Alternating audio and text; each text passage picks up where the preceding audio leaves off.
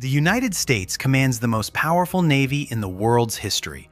A single American Nimitz or Ford-class aircraft carrier is a floating fortress, a sovereign slice of American territory crewed by over 5,000 sailors and aviators.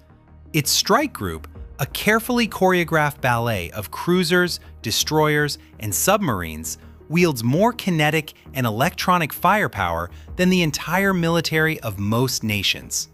Its Arleigh Burke-class destroyers are sheathed in the Aegis Combat System, the world's most advanced air and missile defense shield, capable of tracking 100 targets simultaneously.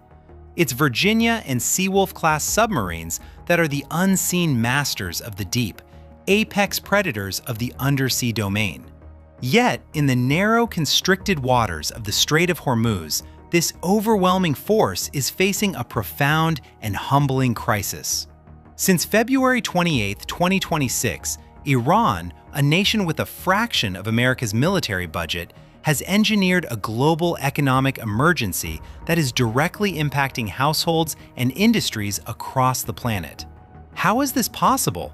How has a seemingly weaker adversary managed to neutralize the world's most dominant naval force and hold the entire global economy hostage?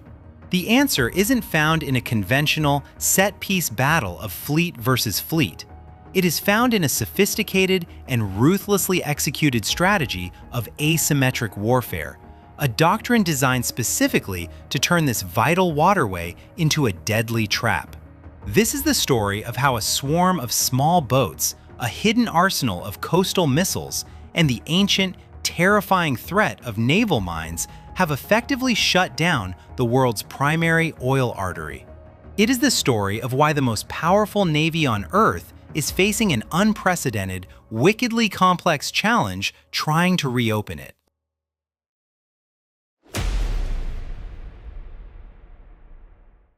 To understand this conflict, you must first understand the geography, because here, geography is everything. The Strait of Hormuz is a narrow sea passage connecting the petroleum-rich Persian Gulf to the open ocean. On its jagged northern coast lies Iran. On its southern coast, Oman and the United Arab Emirates.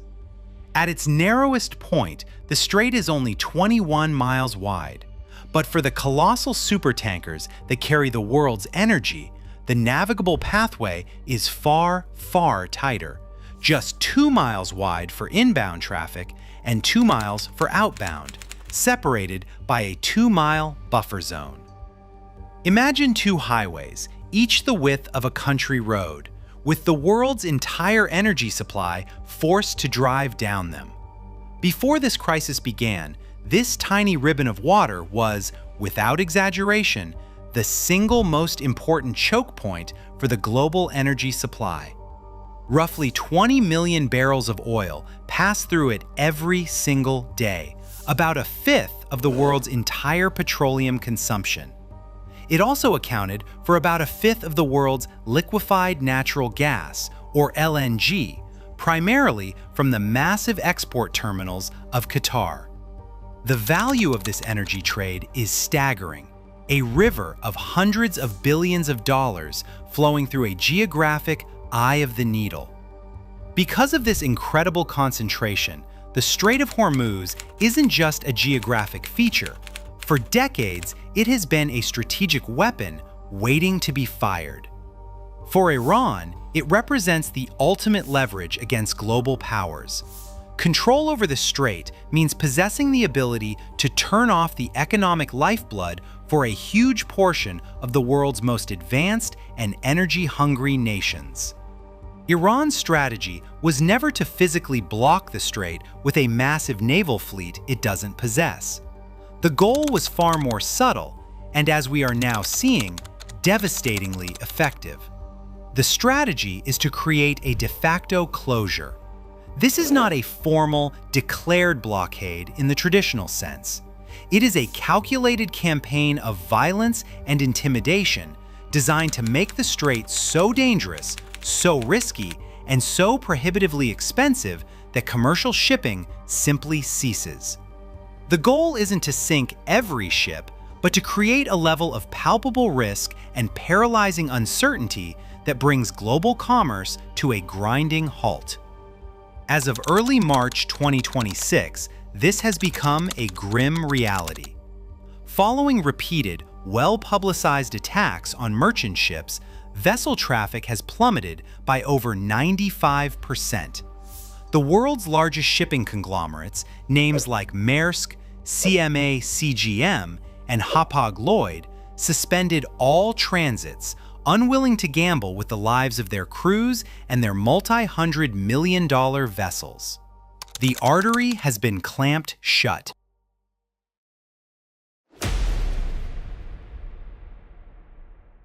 To execute this strategy, Iran relies on a military force and a warfighting doctrine built for this exact scenario. While Iran does maintain a conventional navy, the real protagonist in this conflict is the Islamic Revolutionary Guard Corps Navy, or IRGCN. For decades, the IRGCN has specialized in one thing: asymmetric warfare. This doctrine is brutally simple. Never fight America on its own terms. Don't engage in a symmetrical fight, you are guaranteed to lose. Instead, exploit your enemy's predictable patterns, turn their overwhelming size into a disadvantage, and convert your own technological limitations into tactical strengths. The goal isn't to engage and sink a $10 billion American aircraft carrier in open combat.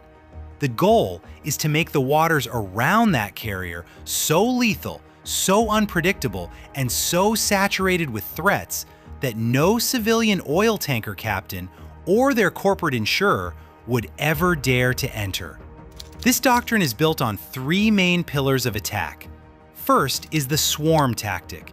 The IRGC Navy has amassed a massive fleet of small, fast, and highly maneuverable attack boats. Individually, they are little more than gnats to a modern warship, but their power is in their numbers, deployed in a coordinated, multi-vector assault. Imagine dozens of these speedboats armed with heavy machine guns, rocket launchers, and short-range anti-ship missiles erupting from hidden coves and charging a billion-dollar destroyer from all directions simultaneously. For the crew of the American warship, it is a sensory nightmare.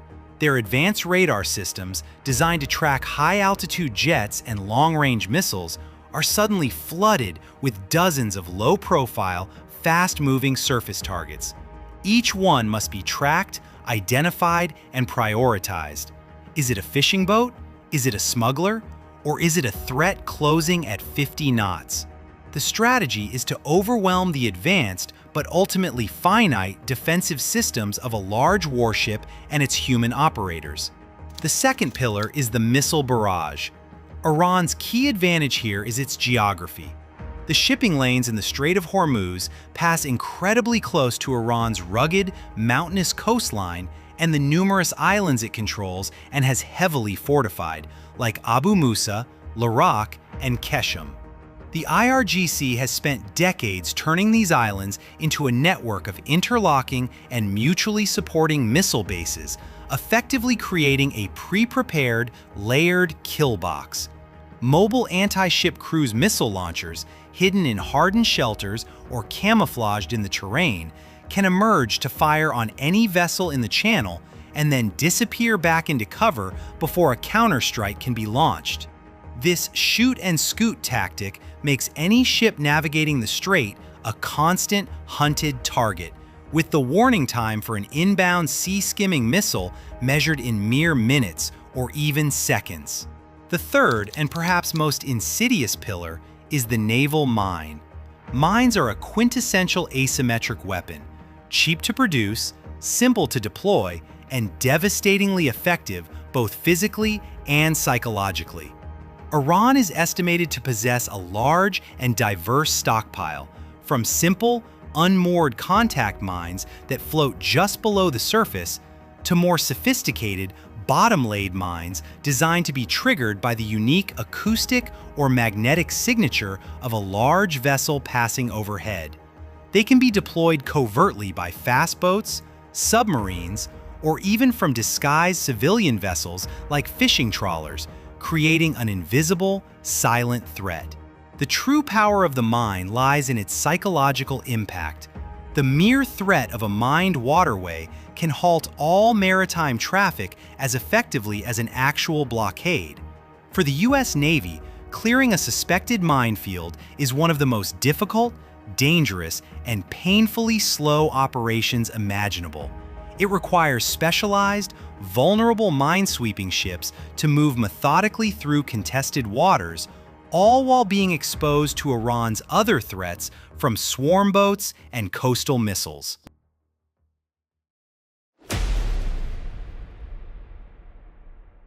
Given the immense power of the U.S. Navy, the logical question is, why can't a carrier strike group simply steam into the strait, guns blazing, and force it open?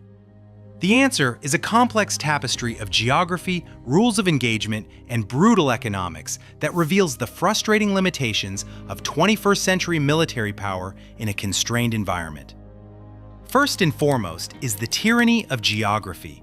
The Strait of Hormuz is the literal opposite of the open, blue water ocean where a carrier group establishes its dominance. It is narrow, relatively shallow, and completely encircled by hostile, weaponized land masses. A massive aircraft carrier, a vessel nearly 1,100 feet long, has severely limited room to maneuver. It and its multi-billion-dollar destroyer escorts are forced into predictable channels that are perfectly pre-sighted and targeted by Iran's hidden missile batteries. In these tight littoral quarters, the U.S. Navy's primary advantages in long-range sensors and firepower are compressed and diminished. The reaction time for an inbound attack is slashed from many minutes to just a few. Second, there are the restrictive rules of engagement. In this tense, gray zone conflict, the U.S. Navy cannot simply declare a free-fire zone and eliminate anything that moves. The IRGC is masterful at blending its forces in with the heavy flow of legitimate civilian traffic. Its fast attack boats can look identical to local fishing vessels right up until the moment they unmask their weapons and attack. This ambiguity creates a human shield, forcing American commanders into split-second, life-or-death decisions. A mistake, firing on an innocent dhow or a civilian ferry, could result in a catastrophic loss of life and a massive international incident, handing Iran a monumental propaganda victory. Third, there is a brutal and unsustainable cost mismatch. Iran's entire strategy is built on the principle of exchanging cheap, expendable assets for expensive, high-tech ones. An IRGC fast boat or a Shahed drone might cost anywhere from a few thousand to a few $100,000. The United States, on the other hand, is forced to defend its multi-billion-dollar destroyers by firing advanced interceptor missiles like the SM-2 or SM-6 that can cost over $2 million to $4 million per shot. Iran doesn't need to win a single direct engagement. It just needs to keep launching waves of cheap threats, forcing the U.S. to burn through a finite and vastly more expensive inventory of defensive weapons. This is not a war of firepower. It is a war of attrition waged against the Pentagon's budget. U.S. Central Command has launched strikes to degrade Iran's capabilities, but degraded is not eliminated, and the sheer mass of Iran's low-cost arsenal makes it impossible to destroy completely. This leads to the most critical challenge. This is no longer just a military problem. The ultimate power to close the Strait of Hormuz has, in the end, rested not with the IRGC, but with insurance underwriters in London and Bermuda. The moment maritime insurers like Lloyd's declared the Persian Gulf a listed area or war zone and canceled or refused to offer coverage for hulls and cargo, the strait effectively closed. Major carriers like Maersk confirmed this, suspending transits not because of a direct naval order, but because they will not risk uninsured, multi-million-dollar vessels and their irreplaceable crews, no matter what security assurances the U.S. Navy can offer. Military power alone cannot solve a crisis of commercial confidence.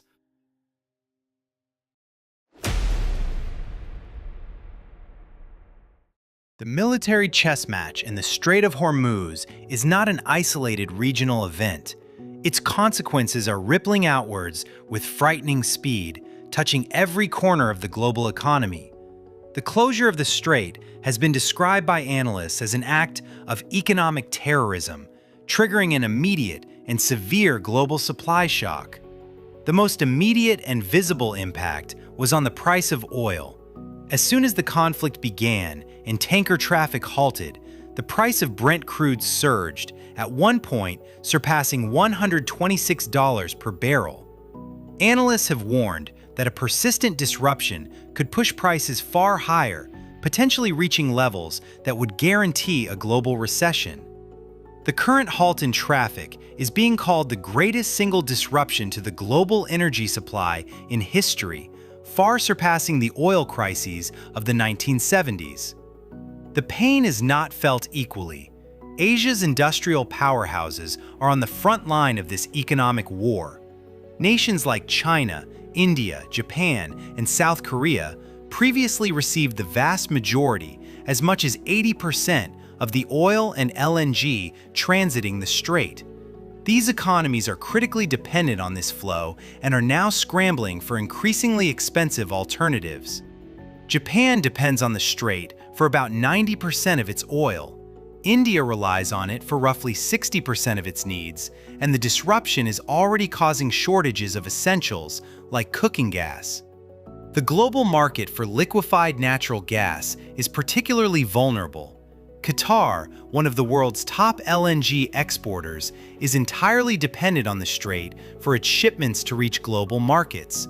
The halt in its exports has put immense, immediate pressure on natural gas prices in both Europe and Asia, threatening power grids and industrial production. But the pain doesn't stop with energy. A cascade of secondary effects is reshaping the entire geopolitical landscape.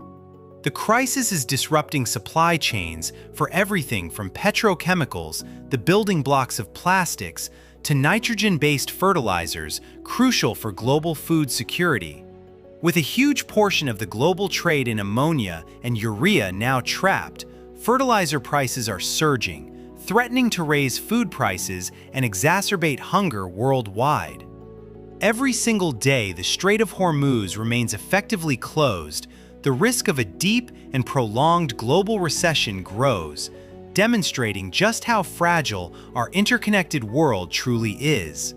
The dangerous interplay of geography, asymmetric tactics, and global economics has made the Strait of Hormuz one of the most critical and volatile flashpoints on Earth.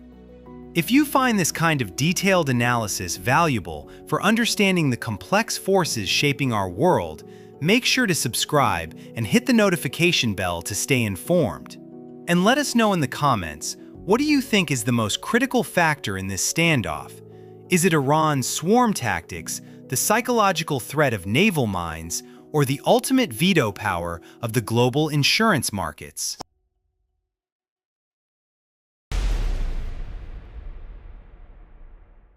In the end, the paradox of the Strait of Hormuz reveals a fundamental truth about 21st century warfare.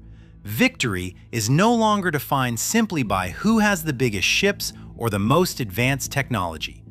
Iran has achieved its primary strategic goals not by defeating the United States Navy in a head-to-head battle, but by successfully making this narrow stretch of water an unacceptable financial and physical risk for global commerce. Reopening the strait is not a single event, but a complex, dangerous, and prolonged campaign to manage that risk. A campaign with no clear endpoint and no guarantee of ultimate success. It shows that in a world of deeply interconnected economies and cleverly designed asymmetric threats, even the most powerful military on the planet can find its conventional strength neutralized by an adversary that simply refuses to fight by the established rules.